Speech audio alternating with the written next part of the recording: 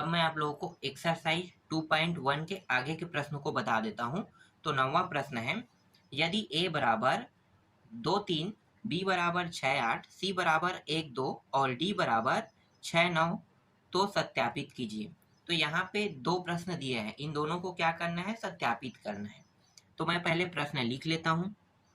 पहला प्रश्न क्या है, पहला प्रश्न यहाँ पे दिया हुआ है a गुणित b दिया हुआ है और इसके बाद इंटरसेक्शन दिया हुआ है, फिर c गुणित d दिया हुआ है, फिर यहाँ पे बराबर a इंटरसेक्शन c गुणित b इंटरसेक्शन c। इस तरह से इस प्रश्न में दिया है। ठीक है, अब इसको हल करते हैं। तो पहले a b c के मान को लिख लेते हैं। तो a b c d दिया हुआ है, तो a का मान कितना है 2 3,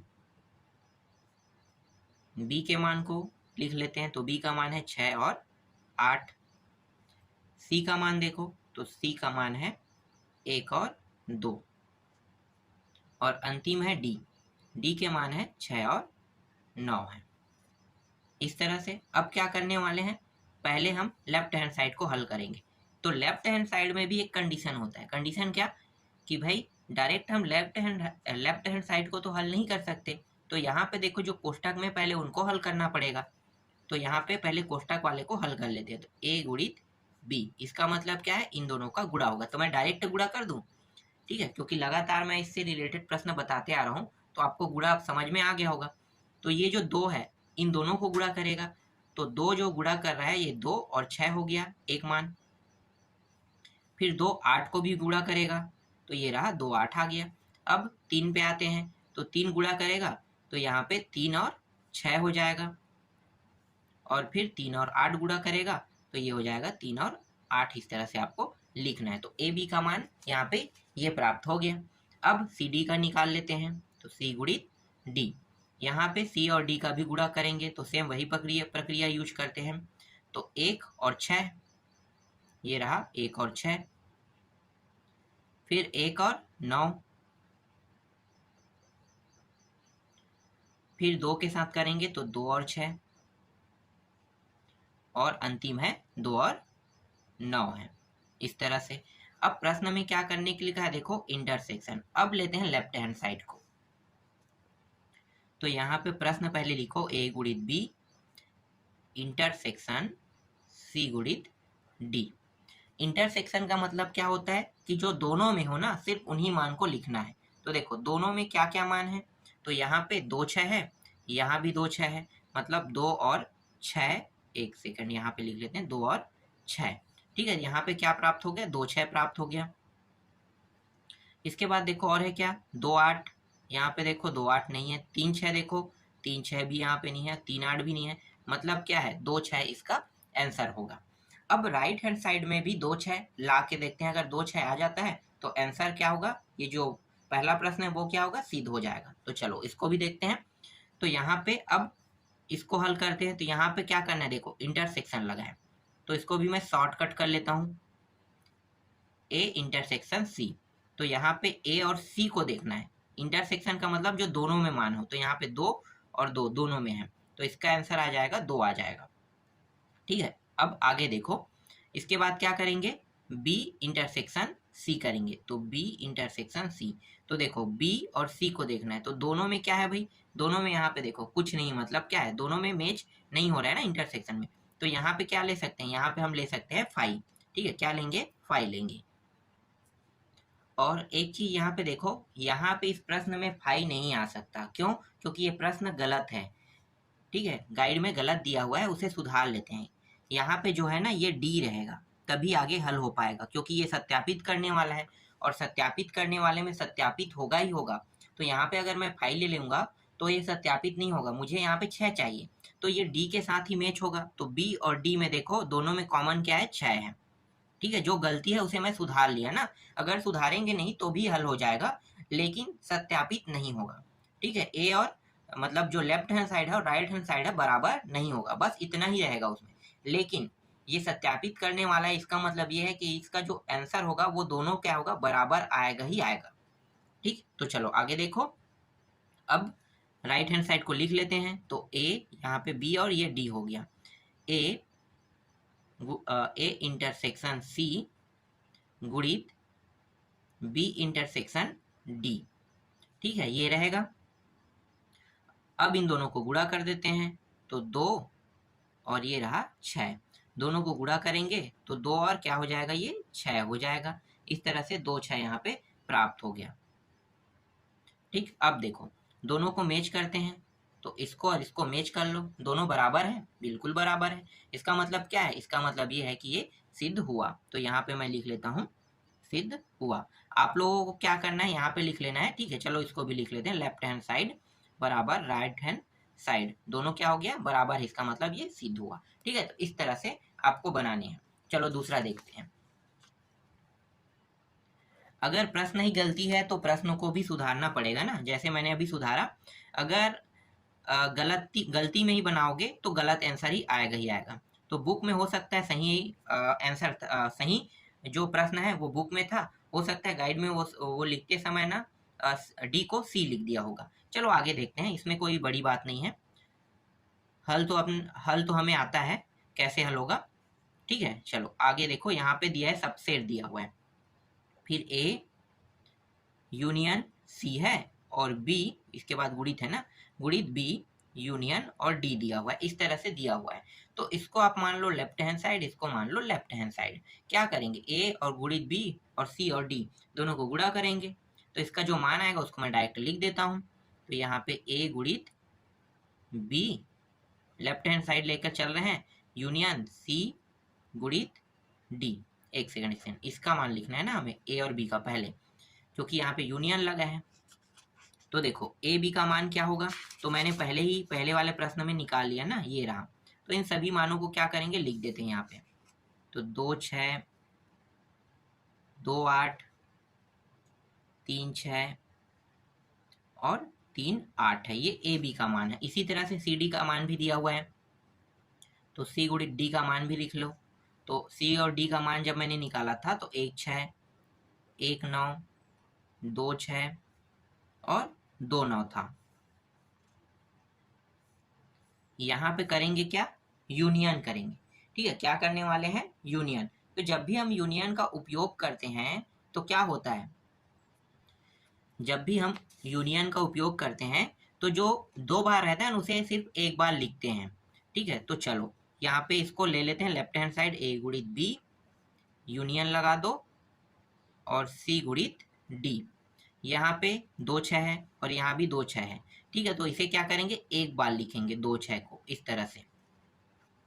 फिर 2 8 एक बार है तो 2 8 को लिखो, फिर 3 6 है 3 6 को लिखो, 3 8 को लिखो इस तरह से। फिर यहाँ पे 1 6 है 1 9 है, 2 6 को तो ले लिया है ना, तो बचा क्या है अभी, 2 और 9 बचा है। तो इस तरह से A B union C D, इसका मान कितना आया, इतना आया। अब राइट हैंड साइड में देखते हैं कि ये मान आ रहा है कि नहीं। अगर यही मान प्राप्त होगा तो क्या है, सिद्ध हो जाएगा। ठीक है, लेकिन यहाँ पे बराबर नहीं क्या है, यहाँ पे क्या लगा है, सबसेट लगा है। तो सबसेट मतलब, चलो मैं बताऊंगा अभी, पहले निकाल लेते हैं ए यूनियन बी। तो ए यूनियन, सॉरी सी है ना, ए यूनियन सी। तो देखो ए और सी को, ये रहा ए और सी, यहाँ पे 2 और 2 दोनों में है, तो क्या करेंगे, यहाँ पे 2 को लेंगे, 3 को और 1 को, तो लिखो 2 3 और 1, ये रहा। फिर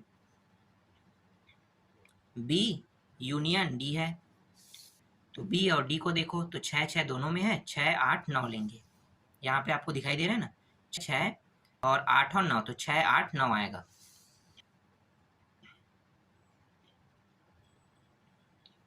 इन दोनों का गुणा कर देते हैं जैसे कि प्रश्न में कहा है। तो ए यूनियन सी गुणित बी यूनियन डी, दोनों को गुणा करते हैं तो इसका जो मान आएगा वो आएगा, यहाँ पे गुणा कर दो तो 2 और 6, तो ये आ गया 2 6 1 आ गया।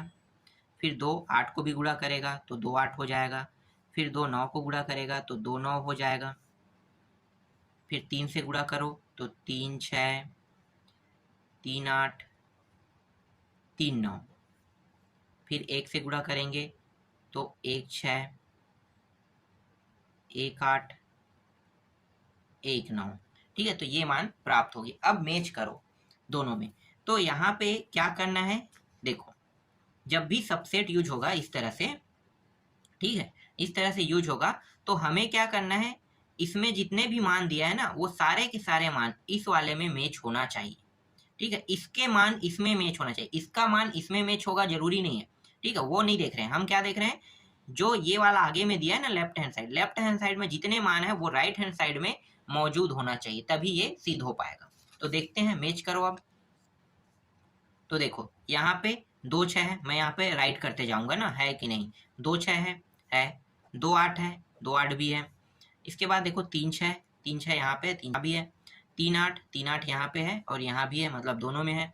1 6 यहाँ पे है कि नहीं, है, कर लेते हैं। 1 9 देखो, 1 9 यहाँ भी है, यहाँ भी है। 2 9 तो 2 9 ये रहा। ठीक है, अब एक्स्ट्रा ये बस बचा है, तो इससे कोई लेना देना नहीं, मुझे ये सारे मान इसमें देखना था और इसमें है, तो मतलब क्या है, इसका मतलब ये है कि ये भी सिद्ध हो रहा है। तो आपको यहाँ पे लिख लेना है सिद्ध हुआ, left hand side right hand side क्या हुआ, सिद्ध हुआ।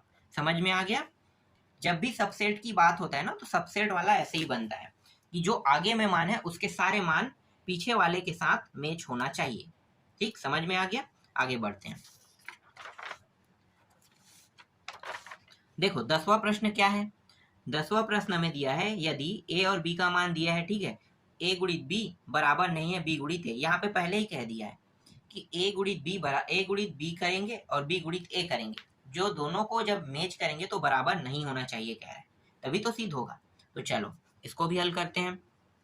तो a का मान क्या दिया है, a का मान यहाँ पे दिया है 2 3 और 4 दिया हुआ है, और b का मान दिया हुआ है 1 2 और 3 दिया हुआ है। a गुणित b पहले करते हैं, तो 2 1 2 और 2 और 3, फिर 3 1 3 2, फिर 3 3, फिर 4 1 4 2 और अंतिम है 4 और 3। तो इस तरह से यहाँ पे a गुणित b का मान आ गया। अब क्या करने वाले हैं, अब b गुणित a करने वाले हैं। तो b के मान को आगे लिखेंगे, तो इसके साथ इसको गुणा करेंगे तो b का मान आगे रहेगा। ठीक है, तो 1 और 2, फिर 1 और 3, फिर 1 और 4, फिर 2 और 2, 2 और 2 4 3 2 3 3 3 4। ठीक, तो इस तरह से यहाँ पे ए बी गुणित का मान प्राप्त हो गया। अब क्या करने हैं, मैच करने वाले हैं कि जो a गुणित b है और b गुणित a है दोनों सेम है कि नहीं। तो देखो यहाँ पे 1 है, यहाँ पे देखो 2 1 है कि नहीं, नहीं है। ठीक है, एक ही देखो मैच करते हैं तो एक जो मान है वो नहीं मिला, इसका मतलब क्या, अब भले कुछ मान मिल सकता है, ठीक है, तो कुछ मान मिल जाए उससे कोई लेना देना नहीं, सभी मान मिलना चाहिए। मेरे कहने का मतलब क्या है कि अगर यहाँ पे 2 1 है तो इसमें भी 2 1 होना चाहिए, तो 2 1 तो नहीं है, तो देखो पहले ही मान नहीं मैच हुआ, तो बाकी मान से क्या लेना देना भाई। यहाँ पे देखो 2 2 है, 2 2 ये हो गया, 2 3 भी यहाँ पे देखो मैच हो गया। फिर यहाँ पे और क्या है, 3 2, यहाँ पे देखो 3 2 ये भी मैच हो गया, 3 3 ये भी मैच हो गया। ठीक है, तो ये 2 3 4 मान तो मैच हो रहा है, लेकिन 2 3 4 मान मैच होने से कोई लेना देना नहीं है, मैच सभी मानों को होना है। मतलब यहाँ 2 1 है तो यहाँ भी 2 1 होना चाहिए, नहीं है। यहाँ पे देखो ये सब राइट जो किए हैं ये तो मैच हो रहा है, लेकिन एक यहाँ पे नहीं है, 4 1 नहीं है, 4 2 नहीं है और 4 3 नहीं है, इसका मतलब क्या है कि ये दोनों बराबर नहीं है। तो यहाँ पे आप बता सकते हो कि a गुणित b बराबर नहीं है b गुणित a, सिद्ध हुआ। ठीक, इस तरह से 10वां भी कंप्लीट हो गया। अब देखो 11वां प्रश्न में क्या दिया हुआ, a गुणित b का यहाँ पे, उसके बाद यहाँ पे a x y b x b y, तो a और b का मान, a और b का ज्ञात कीजिए। ठीक है, तो a b करना है, बहुत आसान प्रश्न है। पहले मैं क्या करूंगा, यहाँ पे जैसे प्रश्न में दिया है उसको लिख लेता हूँ। ए एक्स ए वाई बी एक्स और ये हो जाएगा बी वाई। ये मान कब प्राप्त होता है? जब गुणा होगा। तो मतलब क्या है, यहाँ पे ए और बी का गुणा हुआ है, तो ए का मान कौन होगा और बी का मान कौन होगा? ठीक है, ए का मान क्या होगा मतलब बी का मान क्या होगा, समझ में आ रहा है? तो देखो मैं आपको बताता हूँ, जो आगे में मान है ना, ये आगे में जितना भी हम लिख रहे हैं, देखो ये आगे के मान क्या होगा, ये पूरा का पूरा ए का मान होगा। जितना भी आप देख रहे हो आगे में, ये सब क्या है, ए का मान है। और ये जो पीछे में दिखाई दे रहा होगा ना, ये सब ये बी का मान है। कैसे? देखो ए बराबर ए, जब भी हम इसे लिखेंगे तो क्या हम दो बार लिखेंगे? नहीं, एक बार लिखेंगे। और ये बी और बी, इसको भी कितने बार लिखेंगे? एक बार ही लिखेंगे। तो ए का मान यहाँ पे इस तरह से निकल गया। अब बी का मान निकालते हैं, तो देखो बी पीछे वाला है, तो यहाँ पे एक्स है, यहाँ पे एक्स है, वाई है, तो दो दो बार है, तो कितने बार लिख सकते हैं? हमेशा एक बार लिखते हैं। तो एक्स और ये वाई, इस तरह से अगर इन दोनों को गुणा करोगे तो ये सेम टू सेम प्राप्त होगा। देखो ए गुणित एक्स ये प्राप्त हो गया, ए गुणित, देखो ए गुणित वाई प्राप्त हुआ, फिर बी से करो बी एक्स, फिर बी से वाई का गुणा करो तो बी वाई, ये रहा। तो ठीक है, तो गुणा करने पे इस तरह से प्राप्त होता है। तो यहाँ पे इस प्रश्न में पूछा था ए और बी का मान, तो यही क्या है इसका आंसर। देखो काफी इजी प्रश्न था। चलो 12वां देखते हैं। 12वां प्रश्न में है, यदि समुच्चय ए में 3 अवयव तथा समुच्चय बी 3, 4, 5, तो ए गुणित बी में अवयवों की संख्या ज्ञात कीजिए। अवयवों की संख्या ज्ञात करना काफी आसान प्रश्न है। प्रश्न में ही खुद कहा है, ठीक है, क्या कहा है कि जो समुच्चय ए है उसमें कितने अवयव? 3। तो इसे हम लिखते हैं समुच्चय को एन ए से, इस तरह से। इसमें अवयव की संख्या कितनी है? 3 ले लेते हैं। ठीक है, अब बी में बी दिया हुआ है तो बी का मान लिख लेते हैं 3, 4 और इस तरह से 5। इसे मंझला कोष्ठक में लिखा जाता है। ठीक है, मंझला कोष्ठक लगा देते हैं इस तरह से। समझ में आ गया? अब इसमें कितने अवयव है बी में? देखो तो एन बी, इसको भी लिख लेते 1, 2, 3, यहाँ भी 3 अवयव है।